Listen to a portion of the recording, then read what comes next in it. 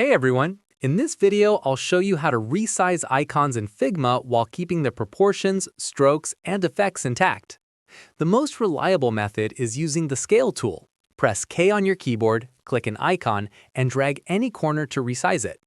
This method scales everything proportionally, vector shapes, strokes, and corner radii, so your icon doesn't get distorted. You can also enter exact values or use multipliers, like 2x, in the right-hand panel for precision sizing. If you just want to resize without scaling strokes, you can use the Move Selection tool. Press V, hold Shift to maintain proportions, and drag a corner. Holding Alt or Option on Mac resizes from the center. This is handy when you only care about the bounding box and not the stroke thickness. For precise numeric resizing, go to the Position section in the right-hand panel, click the chain icon to Constrain Proportions, and type in a new width or height. The other dimension updates automatically to maintain the aspect ratio. Finally, if you manage a large icon library, plugins like Icon Resizer can resize multiple icons at once, adjusting their bounding boxes and strokes consistently.